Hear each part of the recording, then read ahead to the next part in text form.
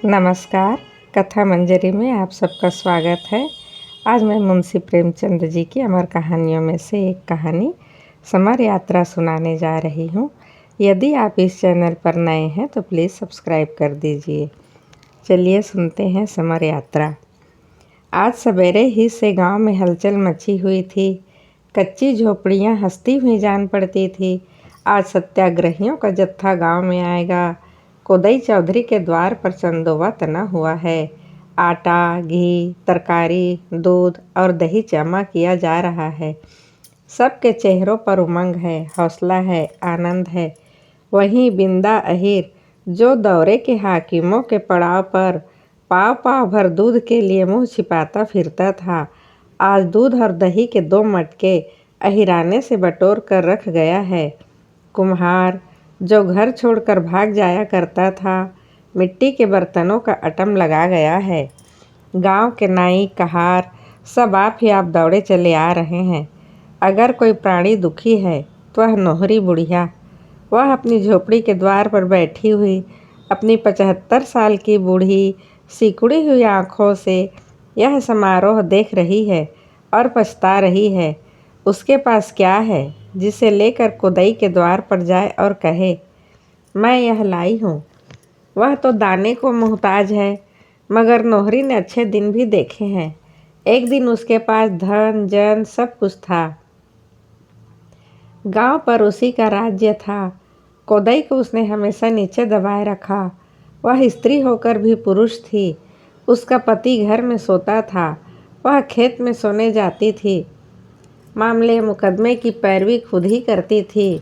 लेना देना सब उसी के हाथों में था, लेकिन वह सब कुछ विधाता ने हर लिया। ना धन रहा, ना जन रहे। अब उनके नामों को रोने के लिए वही बाकी थी। आँखों से सूझता न था, कानों से सुनाई न देता था। जगह से हिलना मुश्किल था। किसी तरह जिंदगी के दिन पूरे कर रही थी। और इधर कोदई के भाग उदय हो गए थे। अब चारों ओर से कोदई की पहुँच थी। आज जलसा भी कोदई के द्वार पर हो रहा है। नोहरी को अब कौन पूछेगा? यह सोचकर उसका मनस्वी हृदय मानो किसी पत्थर से कुचल उठा। हाय, मगर भगवान उसे इतना अपंग न कर दिया होता तो आज झोपड़े को लिपती, द्वार पर बाजे बजवाती, कढ़ाव चढ़ा देती, पुड़ियाँ बनवाई और जब वह लोग खा चुकते तो अंजलि भर रुपए उनको भेंट कर देती। उसे वह दिन याद आया जब वह बूढ़े पति को लेकर यहाँ से 20 कोस महात्मा जी के दर्शन करने गई थी। वह उत्साह, वह सात्विक प्रेम, वह श्रद्धा आज उसके हृदय में आकाश के मटियाले मेघों की भांति उमड़ने लगी। कोदई ने आकर पोपले मुंह से कहा, भाभी, आज महात्मा जी का जत्था आ रहा है, तुम्हें भी कुछ देना है? नोहरी ने चौधरी का कटार भरी हुई आंखों से देखा। निर्दयी, मुझे जलाने आया है, नीचा दिखाना चाहता है। जैसे आकाश पर चढ़कर बोली, मुझे कुछ देना है, वह उन्हीं लोगों को दूंगी, तुम्हें क्यों दिखाऊं? कोदई ने मुस्कुरा कर कहा, हम किसी से कहेंगे नहीं, सच कहते हैं भाभी। निकालो वह पुरानी हांडी, अब किस दिन के लिए रखे हुए हो? किसी ने कुछ नहीं दिया, गांव की लाज कैसे रहेगी? नोहरी ने कठोर दीनता के भाव से कहा, जले पर नमक न छिड़को देवर जी। भगवान ने दिया होता तो तुम्हें कहना न पड़ता। इसी द्वार पर एक दिन साधु संत, जोगी जति, हाकिम सुबा सभी आते थे, मगर सब दिन बराबर नहीं जाते। कोदई लज्जित हो गया। उसके मुख की झुर्रियाँ मानो रेंगने लगी। बोला, तुम तो हंसी हंसी में बिगड़ जाती हो भाभी। मैंने तो इसलिए कहा था कि पीछे से तुम यह न कहने लगो, मुझसे तो किसी ने कुछ कहा ही नहीं। यह कहता हुआ वह चला गया। नोहरी वहीं बैठी उसकी ओर ताकती रही। उसका वह व्यंग सर्प की भांति उसके सामने बैठा हुआ मालूम होता था। नोहरी अभी बैठी हुई थी कि शोर मचा। जत्था आ गया। पश्चिम में गर्द उड़ती हुई नजर आ रही थी, मानो पृथ्वी उन यात्रियों के स्वागत में अपने राजरत्नों की वर्षा कर रही हो। गांव के सब स्त्री पुरुष सब काम छोड़ छोड़कर उनका अभिवादन करने चले। एक क्षण में तिरंगी पताका हवा में फहराती दिखाई दी, मानो स्वराज ऊंचे आसन पर बैठा हुआ सबको आशीर्वाद दे रहा है। स्त्रियां मंगल गान करने लगी। जरा देर में यात्रियों का दल साफ नजर आने लगा। दो दो आदमियों की कतारें थी। हर एक के देह पर खद्दर का कुर्ता था, सिर पर गांधी टोपी, बगल में थैला लटकता हुआ, दोनों हाथ खाली, मानो स्वराज्य का आलिंगन करने को तैयार हो। फिर उनका कंठ स्वर सुनाई देने लगा। उनके मर्दाने गलों से एक कौमी तराना निकल रही थी, गर्म, गहरा, दिलों में स्फूर्ति डालने वाला। एक दिन वह था, हम सारे जहां में फर्द थे। एक दिन यह है कि हम सब बेहया कोई नहीं। एक दिन वह था कि अपनी शान पर देते थे जान। एक दिन यह है कि हम सब बेहया कोई नहीं। गांव वालों ने कई कदम आगे बढ़कर यात्रियों का स्वागत किया। बेचारों के सिरों पर धूल जमी हुई थी, होंठ सूखे हुए, चेहरे संवलाए, पर आंखों पर जैसे आज़ादी की ज्योति चमक रही थी। स्त्रियां गा रही थी, बालक उछल रहे थे और पुरुष अपने अंगोछे से यात्रियों की हवा कर रहे थे। इस समारोह ने नोहरी का किसी का ध्यान नहीं गया। वह अपनी लठिया पकड़े सबके पीछे सजीव आशीर्वाद बनी खड़ी थी। उसकी आंखें डबडबाई हुई थी, मुख से गौरव की ऐसी झलक आ रही थी मानो वह कोई रानी है, मानो यह सारा गांव उसका है, वे सभी युवक उसके बालक हैं। अपने मन में उसने ऐसी शक्ति, ऐसे विकास, ऐसे उत्थान का अनुभव कभी न किया था। सहसा उसने लाठी फेंक दी और भीड़ को चीरती हुई यात्रियों के सामने आ खड़ी हुई। जैसे लाठी के साथ ही उसने बुढ़ापे और दुख के बोझ को फेंक दिया हो। वह एक पल अनुरक्त आंखों से आज़ादी के सैनिकों की ओर ताकती रही, मानो उनकी शक्ति को अपने अंदर भर रही हो। तब वह नाचने लगी, इस तरह नाचने लगी जैसे कोई सुंदरी नवयौवना प्रेम और उल्लास के मद से विह्वल होकर नाचे। लोग दो दो चार चार कदम पीछे हट गए। छोटा सा आंगन बन गया और उस आंगन में बुढ़िया अपना अतीत नृत्य कौशल दिखाने लगी। इस अलौकिक आनंद के रेले में वह अपना सारा दुख और संताप भूल गई। उसके जीर्ण अंगों में जहाँ सदा वायु का प्रकोप रहता था, वहाँ न जाने इतनी चपलता, इतनी लचक, इतनी फुर्ती कहाँ से आ गई थी। पहले कुछ देर तो लोग मजाक से उसकी ओर ताकते रहे, जैसे बालक बंदर का नाच देखते हैं। फिर अनुराग के इस पावन प्रवाह ने सभी को मतवाला कर दिया। उन्हें ऐसा जान पड़ा कि सारी प्रकृति एक विराट व्यापक नृत्य की गोद में खेल रही है। कोदई ने कहा, बस करो भाभी, बस करो। नोहरी ने थिरकते हुए कहा, खड़े क्यों हो, आओ ना, जरा देखूं कैसे नाचते हो। कोदई बोले, अब बुढ़ापे में क्या नाचूं। नोहरी ने रुक कर कहा, क्या तुम आज भी बूढ़े हो? मेरा बुढ़ापा तो जैसे भाग गया। इन वीरों को देखकर भी तुम्हारी छाती नहीं फूलती। हमारा ही दुख दर्द हरने के लिए तो इन्होंने यह प्रण ठाना है। इन्हीं हाथों से हाकिमों की बेगार बजाई है, इन्हीं कानों से उनकी गालियाँ और घुड़कियाँ सुनी हैं। अब तो उस जोर जुल्म का नाश होगा। हम और तुम क्या अभी बूढ़े होने जोग थे? हमें पेट की आग ने जलाया है। बोलो ईमान से, यहाँ इतने आदमी हैं, किसी ने इधर 6 महीने से पेट भर रोटी खाई है? घी किसी को सूंघने को मिला है? कभी नींद भर सोए हो? जिस खेत का लगान 3 रुपए देते थे, अब उसी के 9-10 देते हो। क्या धरती सोना उगलेगी? काम करते करते छाती फट गई। हम ही हैं कि इतना सह कर भी जीते हैं। दूसरा होता तो या तो मार डालता या मर जाता। धन्य है महात्मा और उनके चेले कि दिनों का दुख समझते हैं, उनके उद्धार का जतन करते हैं, और तो सभी हमें पीस कर हमारा रक्त निकालना जानते हैं। यात्रियों के चेहरे चमक उठे, हृदय खिल उठे, प्रेम की डूबी हुई ध्वनि निकली। एक दिन था कि पारस थी यहाँ की सरजमीन। एक दिन यह है कि यो बेदस्तोपा कोई नहीं। तीसरा, कोदई के द्वार पर मसाले जल रही थी। कई गांवों के आदमी जमा हो गए थे। यात्रियों के भोजन कर लेने के बाद सभा शुरू हुई। दल के नायक ने खड़े होकर कहा, भाइयों, आपने आज हम लोगों का जो आदर सत्कार किया, उससे हमें यह आशा हो रही है कि हमारी बेड़ियां जल्द ही कट जाएंगी। मैंने पूरब और पश्चिम के बहुत से देशों को देखा है और मैं तजर्बे से कहता हूँ कि आप में जो सरलता, जो ईमानदारी, जो श्रम और धर्म बुद्धि है, वह संसार के और किसी देश में नहीं। मैं तो यही कहूँगा कि आप मनुष्य नहीं, देवता हैं। आपको भोग विलास से मतलब नहीं, नशा पानी से मतलब नहीं। अपना काम करना और अपनी दशा पर संतोष रखना, यह आपका आदर्श है। लेकिन आपका यही देवत्व, आपका यही सीधापन आपके हक में घातक हो रहा है। बुरा न मानिएगा, आप लोग इस संसार में रहने के योग्य नहीं। आपको तो स्वर्ग में कोई स्थान पाना चाहिए था। खेतों का लगान बरसाती नाले की तरह बढ़ता जाता है। आप चूँ नहीं करते। हमले और अहलकार आपको नोचते रहते हैं। आप जबान नहीं हिलाते। इसका यह नतीजा हो रहा है कि आपको लोग दोनों हाथों लूट रहे हैं, पर आपको खबर नहीं। आपके हाथों से सभी रोजगार छिनते जाते हैं।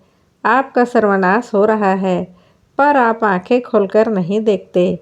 पहले लाखों भाई सूत काट कर, कपड़े बुन कर गुजारा करते थे। अब सब कपड़ा विदेश से आता है। पहले लाखों आदमी यही नमक बनाते थे, अब नमक बाहर से आता है। यहाँ नमक बनाना जुर्म है।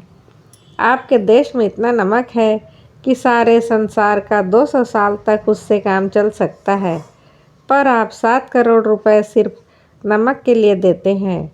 आपके उसरों में, झीलों में नमक भरा पड़ा है, आप उसे छू नहीं सकते। शायद कुछ दिनों में आपके कुओं पर भी महसूल लग जाएगा। क्या आप अब भी यह अन्याय सहते रहेंगे? एक आवाज़ आई, हम किस लायक हैं? नायक, यही तो आपका भ्रम है। आप ही की गर्दन पर इतना बड़ा राज्य थमा हुआ है।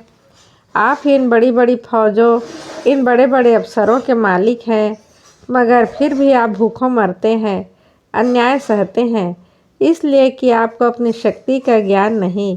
यह समझ लीजिए कि संसार में जो आदमी अपनी रक्षा नहीं कर सकता, वह सदैव स्वार्थी और अन्यायी आदमियों का शिकार बना रहेगा। आज संसार का सबसे बड़ा आदमी अपने प्राणों की बाजी खेल रहा है। हजारों जवान अपनी जानें हथेली पर लिए आपके दुखों का अंत करने के लिए तैयार है। जो लोग आपको असहाय समझकर दोनों हाथों से आपको लूट रहे हैं, वह कब चाहेंगे कि उनका शिकार उनके मुंह से छिन जाए। वे आपके इन सिपाहियों के साथ जितनी सख्तियां कर सकते हैं कर रहे हैं, मगर हम लोग सब कुछ सहने को तैयार हैं। अब सोचिए कि आप हमारी कुछ मदद करेंगे? मर्दों की तरह निकलकर अपने को अन्याय से बचाएंगे, या कायरों की तरह बैठे हुए तकदीर को कोसते रहेंगे? ऐसा अवसर फिर शायद कभी ना आए। अगर इस वक्त चूके तो फिर हमेशा हाथ मलते रहिएगा। हम न्याय और सत्य के लिए लड़ रहे हैं, इसलिए न्याय और सत्य ही के हथियारों से हमें लड़ना है। हमें ऐसे वीरों की ज़रूरत है जो हिंसा और क्रोध को दिल से निकाल डाले और ईश्वर पर अटल विश्वास रखकर धर्म के लिए सब कुछ झेल सके। बोलिए, आप क्या मदद कर सकते हैं? कोई आगे नहीं बढ़ता। सन्नाटा छाया रहता है। एकाएक शोर मचा, पुलिस पुलिस पुलिस आ गई। पुलिस का दरोगा कांस्टेबलों के दल के साथ आकर सामने खड़ा हो गया। लोगों ने सहमी हुई आंखों और धड़कते हुए दिलों से उनकी ओर देखा और छिपने के लिए बील खोजने लगे। दरोगा जी ने हुक्म दिया, मार कर भगा दो इन बदमाशों को। कांस्टेबलों ने अपने डंडे संभाले, मगर इसके पहले कि वे किसी पर हाथ चलाए, सभी लोग हुर्र हो गए। कोई इधर से भागा, कोई उधर से। भगदड़ मच गई। 10 मिनट में वहाँ गांव का एक आदमी भी न रहा। हाँ, नायक अपने स्थान पर अब भी खड़ा था और उसका जत्था उसके पीछे बैठा हुआ था। केवल कोदई चौधरी नायक के समीप बैठे हुए स्थिर आंखों से भूमि की ओर ताक रहे थे। दरोगा ने कोदई की ओर कठोर आंखों से देखकर कहा, क्यों रे कोदैया, तूने इन बदमाशों को क्यों ठहराया यहाँ? कोदई ने लाल लाल आंखों से दरोगा की ओर देखकर कहा और जहर की तरह गुस्से को पी गए। आज अगर उनके सिर गृहस्थी का बखेड़ा न होता, लेना देना न होता, तो वह भी इसका मुंह तोड़ जवाब देते। जिस गृहस्थी पर उन्होंने अपने जीवन के 50 साल होम कर दिए थे, वह इस समय विषैले सर्प की भांति उनकी आत्मा में लिपटी हुई थी। कोदई ने अभी कोई जवाब न दिया था कि नोहरी पीछे से आकर बोली, क्या लाल पगड़ी बांधकर तुम्हारी जीभ हट गई है? कोदई क्या तुम्हारे गुलाम हैं कि कोदैया कोदैया कह रहे हो?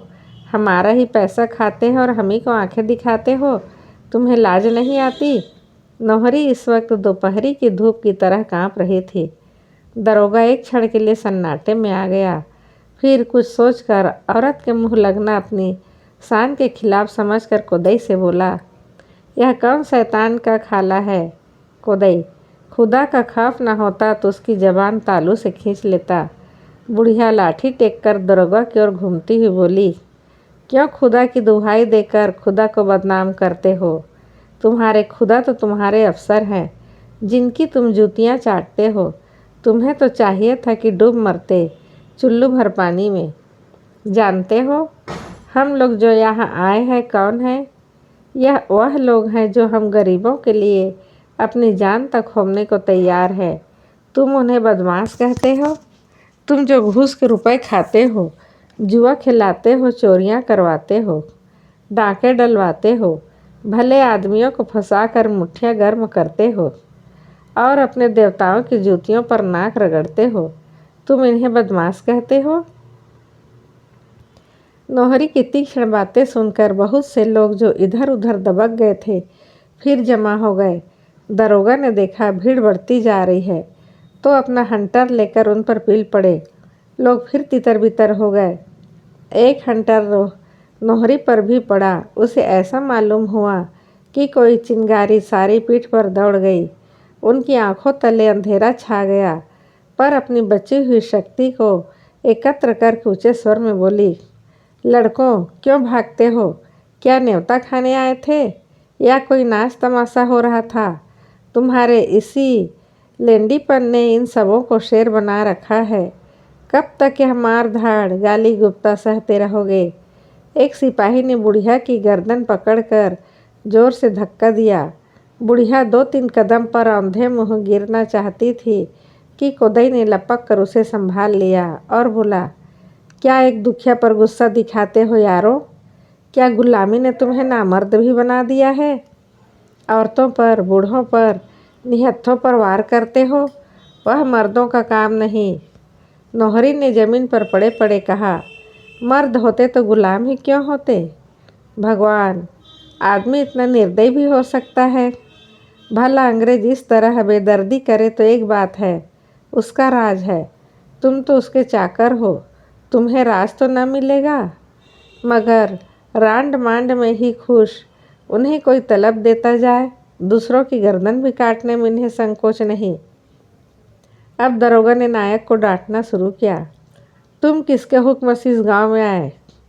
नायक ने शांत भाव से कहा, खुदा के हुक्म से।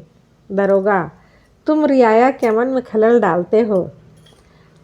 नायक, अगर तुम्हें उनकी हालत बताना उनके अमन में खलल डालना है तो बेशक हम उसके अमन में खलल डाल रहे हैं। भागने वालों के कदम एक बार फिर रुक गए। कोदई ने उनकी ओर निराश आंखों से देखकर कांपते हुए स्वर में कहा, भाइयों, इस वक्त कई गांवों के आदमी यहाँ जमा हैं। दारोगा ने हमारी जैसी बेआबरूई की है, क्या उसे सह कर तुम आराम की नींद सो सकते हो? उसकी फरियाद कौन सुनेगा? हाकिम लोग क्या हमारी फरियाद सुनेंगे? कभी नहीं। आज अगर हम लोग मार डाले जाएं तो भी कुछ ना होगा। यह है हमारी इज्जत और आबरू, थोड़ी है इस जिंदगी पर। समूह स्थिर भाव से खड़ा हो गया, जैसे बहता हुआ पानी मेड़ से रुक जाए। भय का धुआं जो लोगों के हृदय पर छा गया था एकाएक हट गया। उनके चेहरे कठोर हो गए। दरोगा ने उनके तेवर देखे तो तुरंत घोड़े पर सवार हो गया और कोदई को गिरफ्तार करने का हुक्म दिया। 2 सिपाहियों ने बढ़कर कोदई की बाँह पकड़ ली। कोदई ने कहा, घबराते क्यों हो? मैं कहीं भागूंगा नहीं। चलो, कहाँ चलते हो? ज्यों ही कोदई दोनों सिपाहियों के साथ चला, उसके दोनों जवान बेटे कई आदमियों के साथ सिपाहियों की ओर लपके कि कोदई को उनके हाथों से छीन ले। सभी आदमी विकट आवेश में आकर पुलिस वालों के चारों ओर जमा हो गए। दारोगा ने कहा, तुम लोग हट जाओ, वरना मैं फायर कर दूंगा। समूह ने इस धमकी का जवाब भारत माता की जय से दिया और 1-1, 2-2 कदम और आगे खिसक आए। दारोगा ने देखा, अब जान बचती नहीं नजर आती है। नम्रता से बोला, नायक साहब, यह लोग फसाद पर आमादा है, इसका नतीजा अच्छा ना होगा। नायक ने कहा, नहीं, जब तक हमें एक आदमी भी यहाँ रुकेगा, आपके ऊपर कोई हाथ न उठा सकेगा। आपसे हमारी कोई दुश्मनी नहीं है। हम और आप दोनों एक ही पैर के तलों दबे हुए हैं। यह हमारी बदनसीबी है कि हम आप 2 विरोधी दलों में खड़े हैं। यह कहते हुए नायक ने गांव वालों को समझाया, भाइयों, मैं आपसे कह चुका हूँ, यह न्याय और धर्म की लड़ाई है और हमें न्याय और धर्म के हथियार से ही लड़ना है। हमें अपने भाइयों से नहीं लड़ना है। हमें तो किसी से भी लड़ना नहीं है। दरोगा की जगह कोई अंग्रेज होता तो भी हम उसकी इतनी ही रक्षा करते। दारोगा ने कोदई चौधरी को गिरफ्तार किया है। मैं इसे चौधरी का सौभाग्य समझता हूँ। धन्य है वे लोग जो आज़ादी की लड़ाई में सजा पाए। यह बिगड़ने या घबराने की बात नहीं। आप लोग हट जाए और पुलिस को जाने दे। दारोगा और सिपाही कोदई को लेकर चले गए। लोगों ने जय ध्वनि की, भारत माता की जय। कोदई ने जवाब दिया, राम राम भाइयों, राम राम। डटे रहना मैदान में, घबराने की कोई बात नहीं है। भगवान सबका मालिक है। दोनों लड़के आंखों में आंसू भरे आए और कातर स्वर में बोले, हमें क्या कहे जाते हो दादा?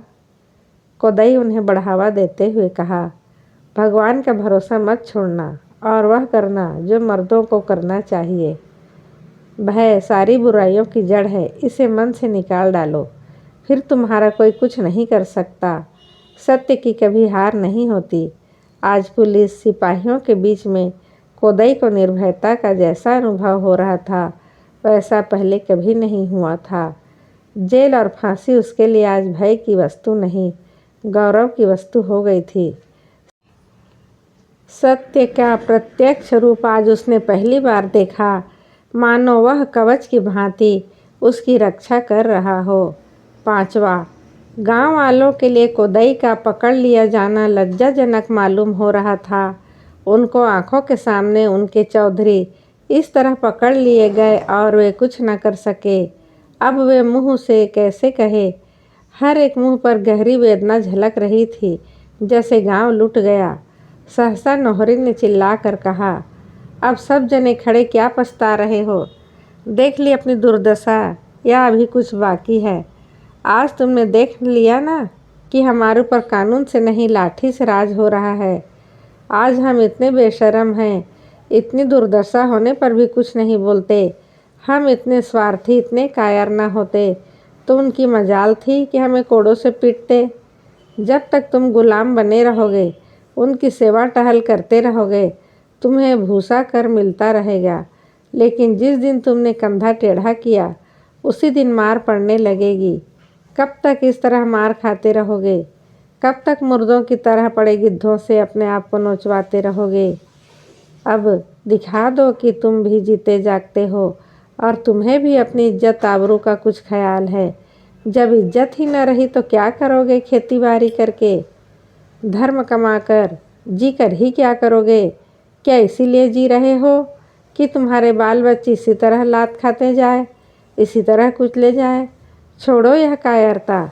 आखिर एक दिन खाट पर पड़े पड़े मर जाओगे। क्यों नहीं इस धर्म की लड़ाई में आकर वीरों की तरह मरते? मैं तो बूढ़ी औरत हूँ, लेकिन वह कुछ न कर सकूँगी। तो जहाँ यह लोग सोएंगे वहाँ झाड़ू तो लगा दूँगी, इन्हें पंखा तो झलूँगी। कोदई के बड़ा लड़का मैकू बोला, हमारे जीते जी तुम जाओगी काकी, हमारे जीवन को धिक्कार है। अभी तो हम तुम्हारे बालक जीते हैं। मैं चलता हूँ उधर, खेती बाड़ी गंगा देखेगा। गंगा उसका छोटा भाई था। बोला, भैया तुम अन्याय करते हो, मेरे रहते तुम नहीं जा सकते। तुम रहोगे तो गृहस्थी संभालोगे, मुझसे तो कुछ न होगा, मुझे जाने दो। मैकू, इसे काकी पर छोड़ दो। इस तरह हमारी तुम्हारी लड़ाई होगी, जिसे काकी का हुक्म हो वह जाए। नोहरी ने गर्व से मुस्कुरा कर कहा, जो मुझे घूस देगा उसी को जिताऊंगी। क्या तुम्हारी कचहरी में भी वही घूस चलेगा काकी? हमने तो समझा था यहाँ ईमान का फैसला होगा। नोहरी, चलो रहने दो, मरती दाई राज मिला है तो कुछ तो कमा लूँ। गंगा हंसता हुआ बोला, मैं तुम्हें घूस दूंगा काकी। अब कि बाजार जाऊंगा तो तुम्हारे लिए पूर्वी तम्बाकू का पत्ता लाऊंगा। नोहरी, तो बस तेरी ही जीत है, तू ही जाना। मैकू, काकी तुम न्याय नहीं कर रही हो। नोहरी, अदालत का फैसला कभी दोनों फरीक ने पसंद किया है कि तुम ही करोगे। गंगा ने नोहरी के चरण छुए, फिर भाई से गले मिला और बोला, कल दादा को कहला भेजना कि मैं जाता हूँ। एक आदमी ने कहा, मेरा भी नाम लिख लो भाई सेवाराम।